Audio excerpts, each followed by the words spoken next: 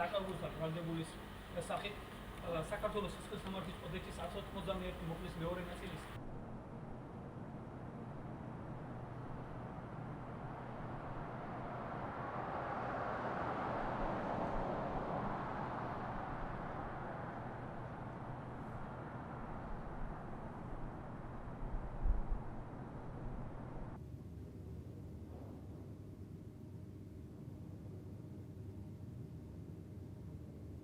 შინაგან საქმეთა სამინისტროს საჭარის ავტონომიური რესპუბლიკის პოლიციის დეპარტამენტის თანამშრომლებმა ჩატარებული ოპერატიულ-სამძებო და საგამოძიებო ღონისძიებების შედეგად დიდი ოდენობით ქონების მიღების მიზნით ჯგუფურად გამოძალვის, ცეცხლსასროლი იარაღის და საბრძოლო მასალის მართსაწინააღმდეგო შეძენა შენახვა ტარების ბრალდებით ბათუმში ერთი პირი დააკავეს.